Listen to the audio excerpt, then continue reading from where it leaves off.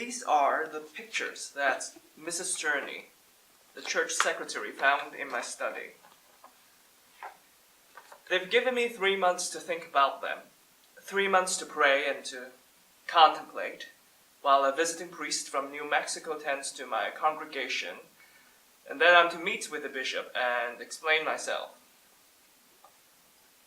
They're about George Platt Lyons, a photographer who works in New York City in the 1930s. He photographed movie stars for magazines, but he also took pictures. He also took pictures like these ones. I had never heard of him until I found a book called George Platt Lyons in the public library.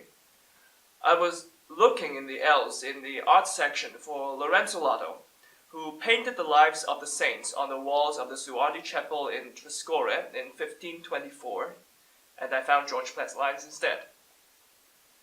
I don't think any patron of our local library had ever looked at the book before I did. The edge of each page peeled away from the next one as I turn it, the way they sometimes do in books that have never been read, as though you were breaking into something that's meant to stay sealed. I ripped the pictures out of the book. I took the book to a long table in the back of the library, away from the DVDs and the internet access stations, to a place in the library that's meant for reading, and so is always utterly deserted. And I ripped out the pages I wanted. I don't know what came over me. I'm careful with books. I don't approve of dog-earing pages to a marketplace. Not even that. And when I'm reading a book, I hold it open only 3/4 of the way so as not to crack the binding. But I ripped out the pages and folded them into my pocket, and at home I opened them and smoothed them with my hands. I think I took them because I felt, somehow, just momentarily, at the quiet table in the library, that God was in the pictures. There is a line of thought that goes that beauty is God's goodness made visible, that it's in objects of beauty that we see the beauty of the Lord reflected. When God called me to service, He called me through beauty. In the church, there was incense and quiet. Dark wood. Masses and requiems. I went to talk to Father Michaels, and his study smelled of books and bits of colored light from the stained glass windows were thrown across the floor like someone has spilled a handful of rubies. And I thought, for wisdom is better than rubies, and all the things that may be desired are not to be compared to it. And those words were my calling.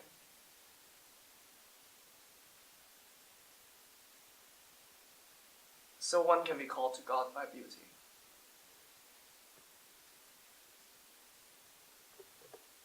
But I know also, now, that one can be called away from God by beauty.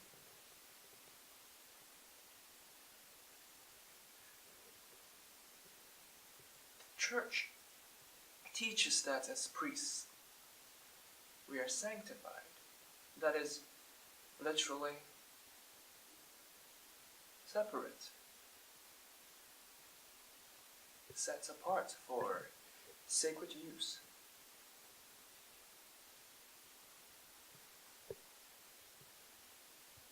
I'm set apart.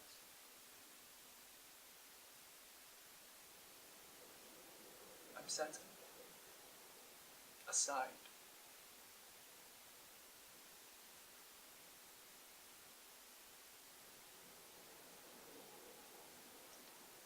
I'm lonely.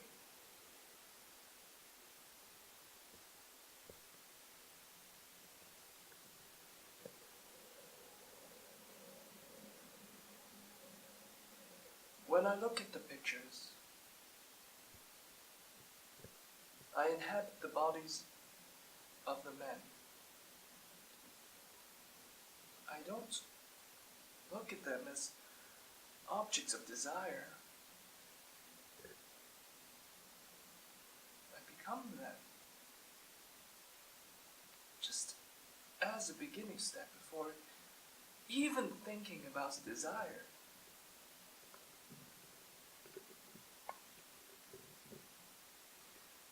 I feel for the first time since I was a child what it might mean to have a body.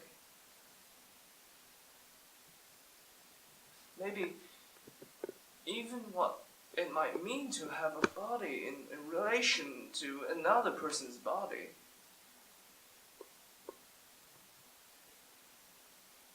I look at the pictures and those lines from St. John of the Cross come to me out of nowhere.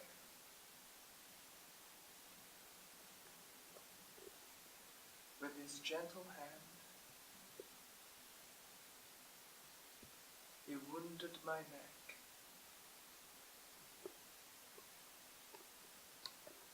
And caused all my senses to be suspended.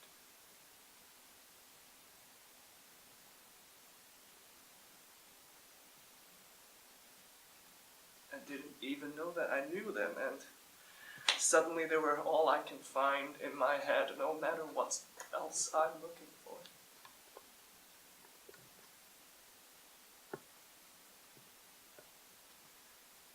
Upon my flowery breast, kept wholly for himself alone, there he stayed, sleeping. And I caressed him.